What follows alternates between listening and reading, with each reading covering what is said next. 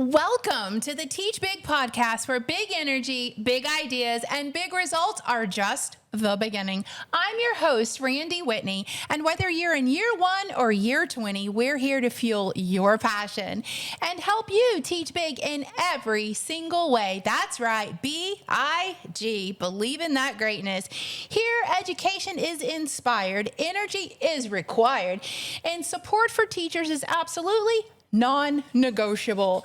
I would greatly appreciate you liking, sharing, and subscribing so that you can become a part of the Teach Big community as well. Welcome back to the Teach Big podcast, the place where you can lean into the content, the craft, and the compliment. I'm Randy Whitney, and today's guest is a brilliant high schooler. I'm so excited to have her here, who will be sharing how her experiences in theater directly correlate to her love of reading and writing. Please help me welcome Rali, a freshman at Atascocita High School. Welcome, Rali. Hi. So could you give me a little overview all about Rali? So tell me all about you. Okay. So I'm a freshman in high school, and I do theater, I do art, and I do human health science. Oh, So wow. I study like the nervous system. I study how the body works, the human body, and I'm actually going into a human health science class next year in the sophomore year. So basically what I'm hearing you say is you have beauty that I can see, brains in those classes, and talent in theater. Oh, I feel like you have it all. I mean, yeah. As a freshman, you probably don't feel that way about yourself, but as an adult looking in, I promise you, you have it all. I'll trust that. Okay, thanks. So let's talk theater first for a second. Okay. So can you tell me, is theater something that is just for people who are up on that stage? Or are there other aspects of theater? It's definitely not just for actors. Okay. Because there's much more that goes into it behind the scenes other than the people that are on stage speaking it. So to build the actual story, we need tech, which is we have set, props, costumes, lights, and sound. And sometimes we have alternates. Okay. But that's mostly during special events. So set, they build the place that we live in. So let's say we have this well-known musical based on the late 1800s. Sure. And we need tall, like, buildings Okay. and it's based around New York. Okay. And we also need sitting elements.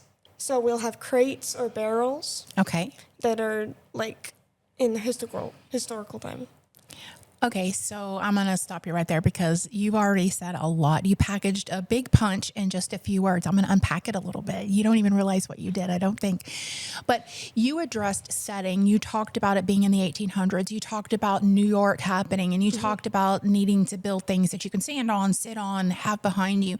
So I'm probably the only person in the world who would think to myself, oh, wait, let's relate that to one of the teaks. Right. But to me, what you've really described, and you probably don't know this as a young person, but your teachers probably do, but that is Teaks 8D in grades 3 through 5. It's 7D in 6 through 8, and it's 60 in grades 9 through 12. But what that Teaks tells us is that it says, make sure students understand the influence of the setting on the plot line. Right. And so what's really neat is in grades 4, 5, and 6, and later in high school, it offsets in a positive and says, explain the influence of the setting, comma, historical and cultural, comma, on the plot.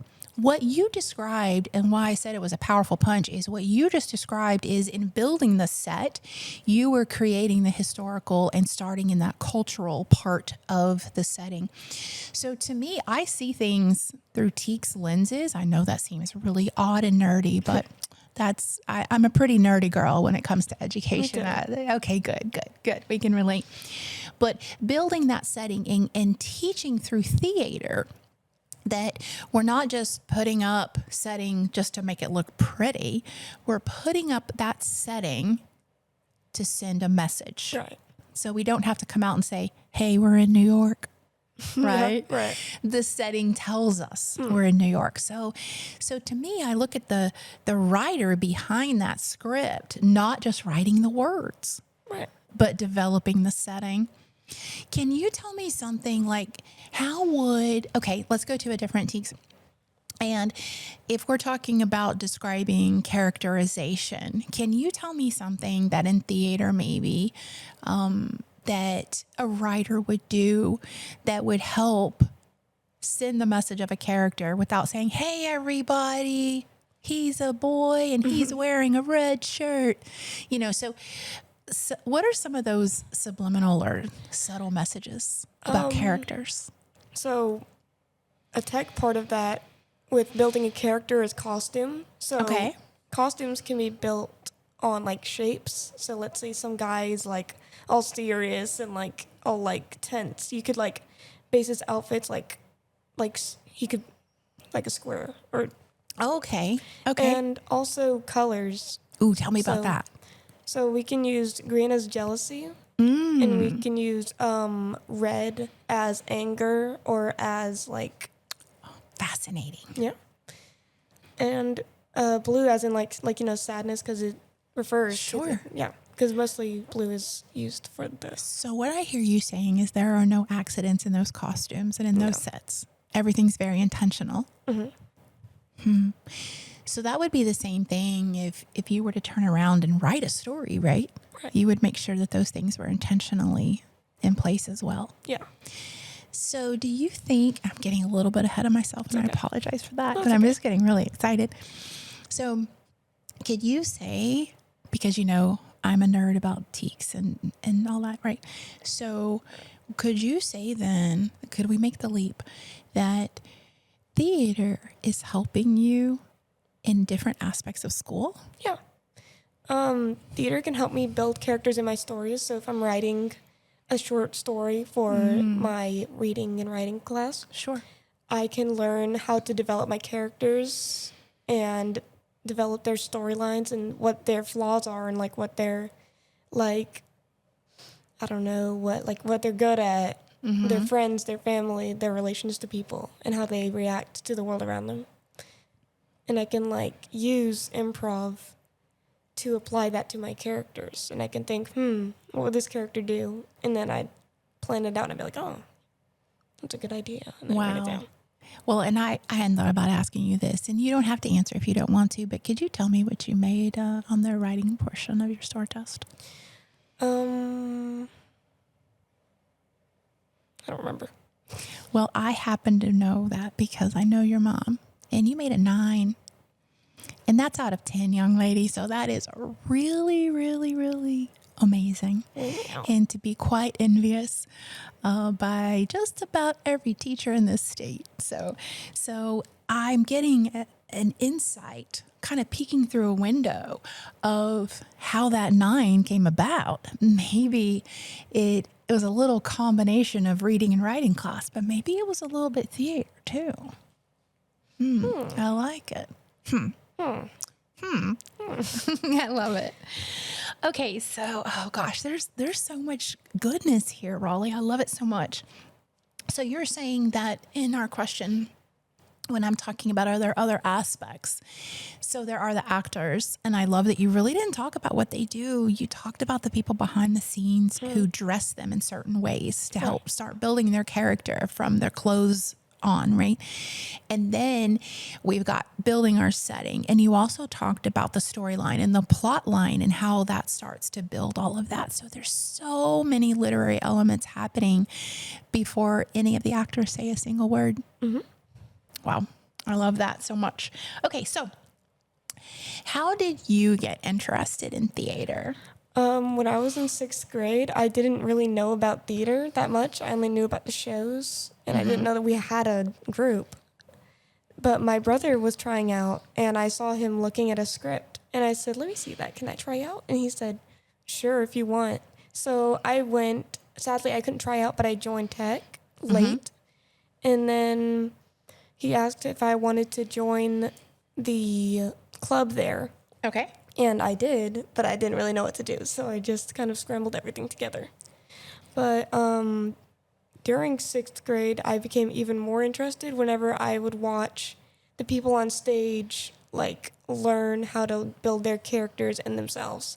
And during a competition, we have to build our characters on ensemble because they can't just be background characters. They have to actually have emotion and like backstory and plot and like who they are as a person. Wait, are you telling me that all the sub characters also have to have all of those elements? But we make them ourselves. So the director puts us in our own mind to think how we would build that character. Really? I played an old lady. No wonder you made a 9, girl. Wow. So, okay. So you said you played an old lady. Yeah. So what did you do to make yourself old lady-ish? Okay, so Be careful here now. I'm just joking. So for my old lady character, I made sure not to make her all like stereotypical, like, oh, my back, and like make her. Good. You made her more of the archetype than Right. the stereotype. So I built her a background on why. So she is grouchy, not like stereotypical, but she doesn't like people around because she lives in a lighthouse. Okay. And she doesn't like people touching or going inside her lighthouse. So I built her a backstory on her being an older sibling to all her little siblings and being in charge.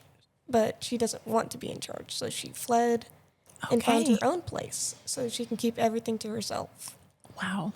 But, And that's some of the twists and turns that you got to develop within her? Wow. That is really neat. Man, getting inside your brain would be so intriguing. Okay, so what roles have you played? You talked about the old lady. What are some of the other roles that you have explored? I've played a cow in a musical. Oh my goodness, tell me about being a cow. So being a cow is really, really fun. It's more fun than I thought it was because I expected to just be like running on the ground as a cow, just mindlessly. Sure. But I actually had an emotion and I got to build Milky White because Milky White isn't just a stupid cow. Milky White has a personality because she is disliked by her. So, okay. She's disliked by her owner, which is the mother of her friend. So we have this little boy who is her friend, and her mother does not like her because she can't give milk, and she's all grody and nasty and has all muddy. Poor girl. So, so she's sold off to this other guy, and she's like just passed around. So she eventually, something crazy happens in her story, and that leads to a big plot hole. And everyone's like, what do we do? What do we do? And I had to be like, and like rub my hands and like think of how to plan this out and plan her return because she returned later on. Okay, so you got to plan part of that. Wow. So you got to be a part of the creative side of that. You know, that uses a whole different area of your brain than just memorizing lines or memorizing, stage left or stage right. Yeah.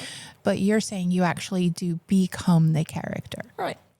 I've heard lots of interviews with very famous actors, and they talk about while they're that character, they really are that character the entire time. Yeah. Like 6 months or a year or whatever it might be.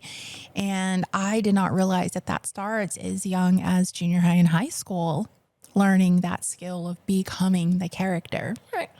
That's what I do. I write novels as well. And so when I write novels, which have nothing to do with teaching, reading, and writing, those are my side things in between writing curriculum. But I write psychological crime thrillers. Wow. I know, girl. Thanks. But I do that as well. And my husband knows when I'm in the middle of writing one of those, not that I become the crazy girl in the book, but I get into a zone. And I have to become her almost every moment of the day. So I write those books relatively quickly because I have to be in that zone, nothing else interrupting. Like I can't stop writing a novel and say, I think I'm going to write some lesson plans today. Right. I cannot shift gears like that. So I have to write my novel or I can be writing lesson plans. But yeah, so I think that's what you're describing, what you do in your job as one of the characters.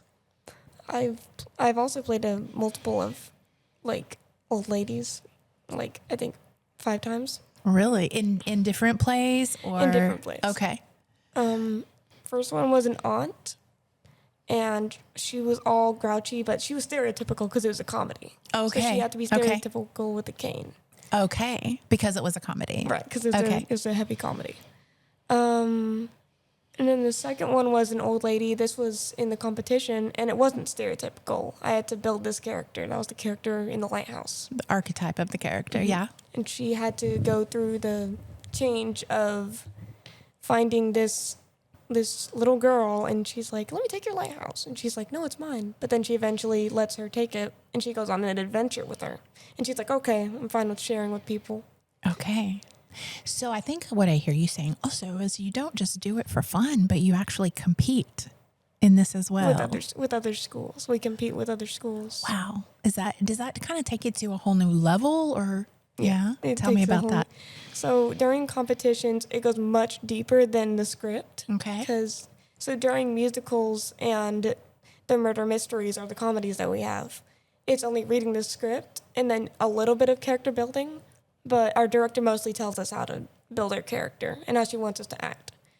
But for the competition, she lets ensemble, like mostly ensemble, build their characters and build like what their name is instead of just ensemble.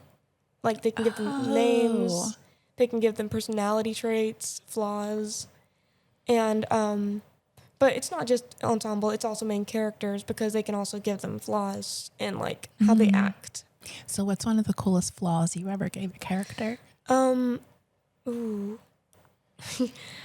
think the coolest. So this wasn't in competition. This was in the musical that we did in October. Okay. It was in 1800s New York. My character was a young boy, and he had a brother. He was his twin brother. Now his twin brother was more like confident and like out there, but my character was timid, and he didn't like to fight or like go up to people. He liked to stay on the sidelines. Got it. So that was his main flaw, was being so timid that he's too afraid to walk up to people and like. Got it.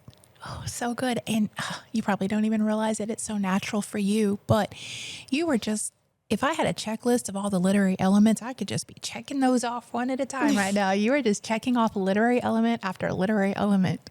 I need to have you as a co-writer in some of my curriculum, sister. I'm telling you, you know your stuff.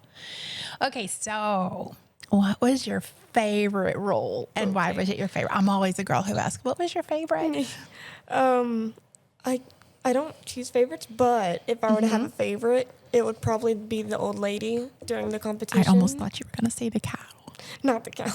It wasn't my favorite, but it was really fun to play. Okay. But I really liked the old lady because I actually got to build, and during 6th and 7th, I didn't get to act in the UIL or competition. Right. So I just got to watch them build their characters. And my brother, he got to build a character because in his 8th grade year, he was in UIL. Okay. And he built his character, built a background, and I was like, that's so cool. Oh, So in 8th grade, neat. I finally got to build a background, and Yeah. I milked it. Like, I loved it. That is was so so fun. neat. So did you like go home and be like, guys, everybody just leave me alone. I'm intense and I want to think about this and figure it out. Yeah. Yeah. Kind of get in that zone like we were talking about. That is was really, really fun, though. neat. That is really neat.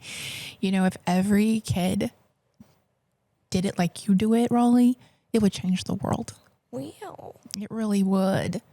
You know, if everyone could find a passion like what you have already found, both in science and in theater, and pour themselves into a passion, it would absolutely change the world. It would change education. It would change outcomes. It would change everything. Oh, I could go into that philosophically, but I'll leave it right there. But I'm impressed. Okay, so super exciting. I understand that you traveled to New York City on a trip with your theater department. Can you tell me about that trip and something you learned with regards to theater? Now, you probably learned a lot about New York, which, by the way, my daughter and I are going to New York next weekend. Wow. So maybe I should get some pointers from you. But tell me about your trip and how did that enhance from that point on your theater life? Like, was there what I knew before New York and what I knew after New York kind of moment? Right. So before New York, I only knew improv as like funny skit and like, ooh, you gotta make it up on spot. Okay. But we had an improv class with this guy. I don't remember his name. This guy, we had an improv class, and he taught us how to walk and how to like talk and build our character. So he taught us to either lead with our head, our chest, or I think our like hips. So if you were more of like a rich guy and you're like, oh, I'm all proud, you'd lift your head up and you'd walk with your head. That's so cool. And I'm writing as fast as I can. I'll slow down. No, you're good. You keep going, girl. Or you can lead with your chest if you're also proud. Most of these, he taught us how to be proud. Okay. And I was like, okay. And then hips, I didn't remember, but I think it was like kind of goofy, like if you want to play a funny character. But I think he also told us to lead with our shoulders. I missed that one. But told us to lead with our shoulders if we're like all like tight and like tense. If we want to walk like our... Wow. This is characterization. Like building. Not even 101. This is like characterization 5,000 level. Right. Wow. But that's really intriguing because I could see how that could now transfer into your writing in the future. Would you agree with that? That if you're writing, whether it's for state test or if it's just for pure enjoyment, that if you want to write a character who is tense and upset about something, you could describe, how would you describe a tense character? Like if you walked in the room, how would you write that on a piece of paper instead of acting it out? What would you do? I would write that they would lead with their shoulders. So, and they'd like, if they had a jacket, they'd tuck their hands in their pockets. So he tucked his hands in his pockets as his shoulders drifted forward. Something like that? Kind of. Okay. Yeah. That is awesome. So good. Well, we've kind of answered the next one, but how is reading and writing used in theater? Can you expound upon that even further than we already have? Yeah. Reading and writing in theater, so that's what builds the story. So let's say, I'm using a lot of examples. I love examples. Let's say we have a little girl and a little boy and their siblings. And you want to build their story out. Like, where do they live? What time is it? Like, what year is it?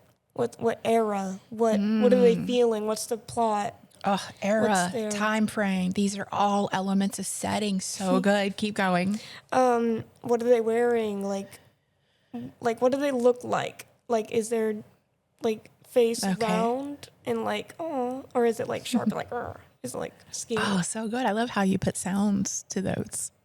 It gives me a really good picture. Okay. So you're able to draw like we've been talking about on this theater experience as you turn around and write. I think it's really so eye-opening that maybe we need to have a little bit of theater in all of education, you know. So what I try to do is when I'm training teachers, one of the big components, and this is probably going too much and be like, hey, ladies, stop talking. But one of the things I like to do, I love readers theater in the classroom, you know, and I start that in kindergarten, first grade, second grade. And of course we're using little pictures and so on. But the idea is if we become those roles, we can then create those roles. Right.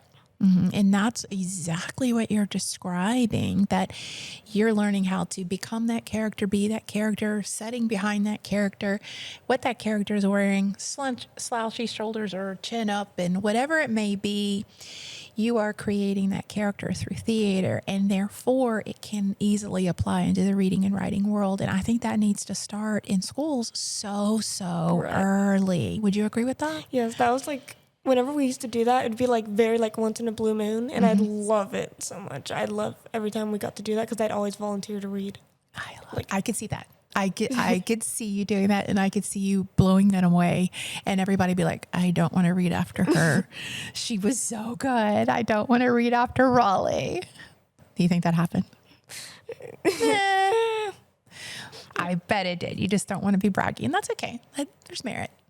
All right. So how does theater fit into the ordinary school environment? What would you say about that? So theater, it takes up a lot of time, but it also applies to reading and writing. And the thing about that, the way they coincide or like on the contrary, I learned from Rila, or reading and writing, about how to build a story and how to read a story, and they're telling us how to like punctuate our words and how to like read the situation well. And in theater, whenever we're like reading down a script, we can build our characters as we read, and we're like, huh. And it's like, let's say, I'm going to go to the store. You don't just say it like blandly like that. Sure. You can have like a purpose, and you can say it with a purpose. So the character always has a purpose and a need and a want. And I learned that. Hold, please. I need to write that down. All right. Character always has a need, a purpose, and a want. That's good stuff right there. Because a need and a want are separate. They're separate. Of course they are. Yeah. Wow, that is really descriptive. So let me ask you this. So when you are developing a character, when you're reading and writing, and you're thinking, do you ever visualize somebody like a friend or maybe a not friend that you're trying to kind of come to life in a particular story? Do you ever visualize certain people kind of filling those roles?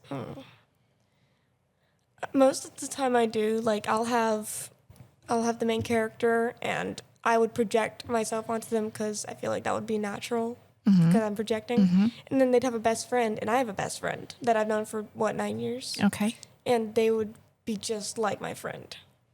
So, Excellent. And all the characters, let's say we have a principal, and I know someone that is all strict and loud, and they're like an upperclassman. They could, like, if that was a show, they could fill in that role perfectly. Okay.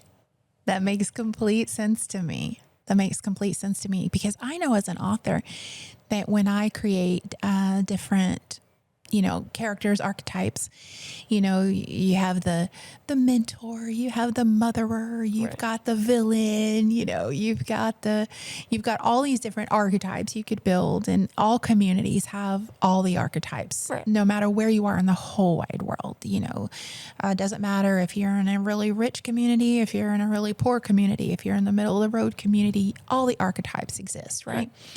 So I know that when I am doing that, I picture people as well. And so many of my really good girlfriends know that. And sometimes when they say certain things, they're like, do not let that show up in your books. Do you have people that, you think to yourself, or they might think when after talking to you, I might be a character in her next story? Maybe. So I sometimes rarely show my friends my stories because, so me and my friend, we wrote a story together, and we accidentally showed the whole class it because we brought it out and we're giggling because it was such an old story. And everyone else was reading it, and some guy said, that sounds like me, whenever people stereotype me. Was it him? It was Yeah. him. And we were like, no, that's just a random character. You don't know. You don't know the guy. But it was. We just based him off. It was funny. It was a funny little. Is great. That is great. So when I was your age, I kept some stories to myself, but I should not admit this, but in church, I would be writing stories as fast as I could, and I would finish a page and I would send it to my girlfriend on the left, and then she would read it and send it to the next person. And we set up in the balcony in church, which probably wasn't a very great idea anyway, but we would pass my stories around, and then that page would get back to me, and I'd just put it at the bottom. And all through the years of junior high and probably through my freshman year, I did that. And one of my dearest girlfriends, her name is Jana. She is one of the consultants. Well, she was until she retired. That worked alongside me in Teach Big. She brought up one day. She says, "Do you remember in church you were writing way back then, and we were reading your stories page by page?" And she said, "We should have known you were going to grow up and do something with writing and be an author or something." And I said, oh my gosh, Jana, I have not thought about doing that in years. But all of those friends in church could probably remember. Now, I don't know if they really read my stories or if they thought they were good or not, but they passed the paper. So I don't know. But of course, I was younger when I did them. But I still have a lot of those, actually. Wow. I know. I should probably develop some of them. But, you know, you never know. You never know. You never know. So I love how you were talking about it fits into the school environment. So let me ask you this. With regards to the school environment, when you're in theater and you've just finished a play, Right. and the next day you go to school, is everybody like, oh, you did so great. That was so cool.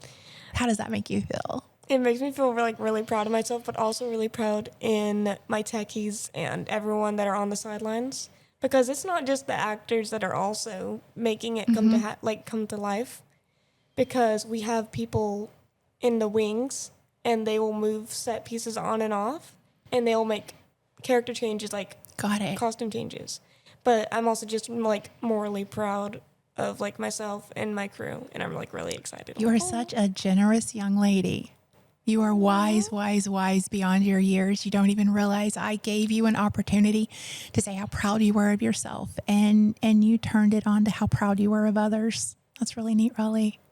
Aw. Like I said, if everybody could be like Raleigh, then the world would be a better place. So let me ask you this.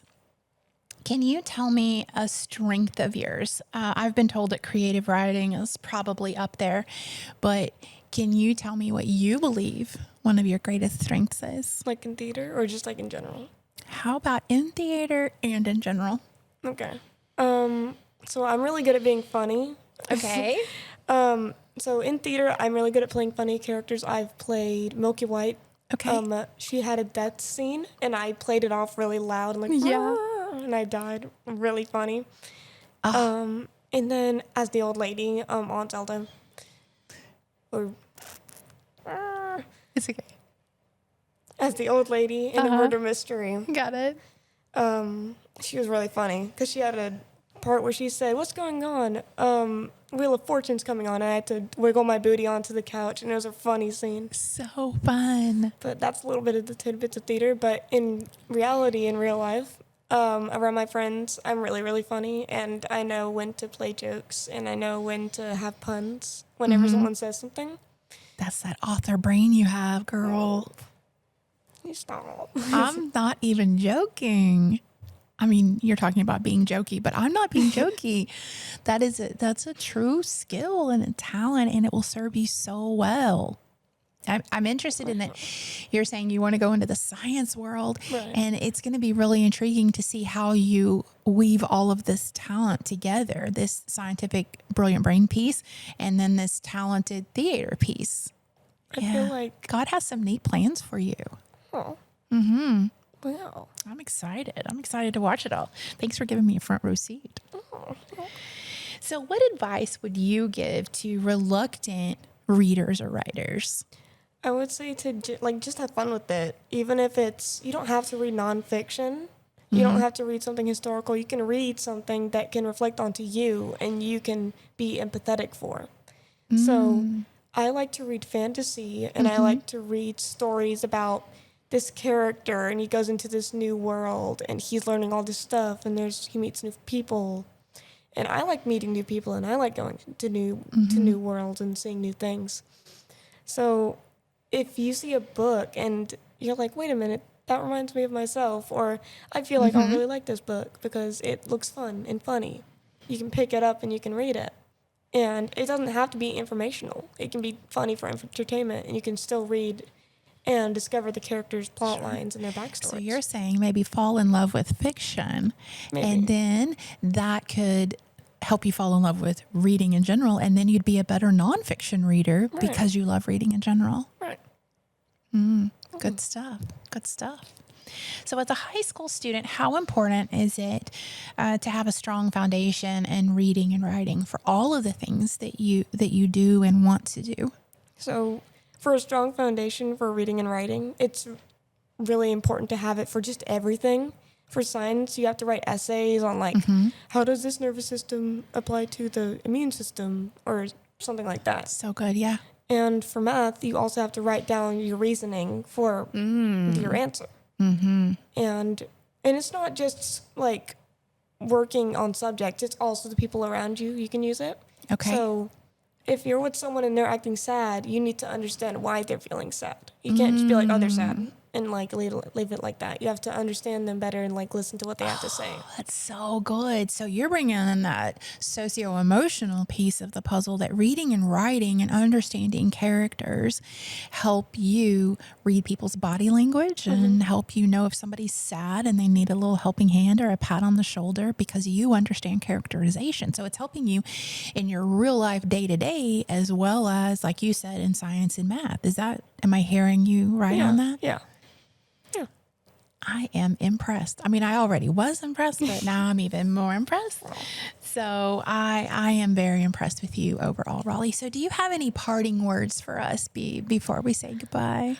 I think parting words, just give reading a shot, and like give reading and writing a shot, because it's way better than you'll think it is, because it helps you as a person and it helps you with the people around you. If you're not good at, reading social cues, you can read to help reading social cues, like that kind of. So good.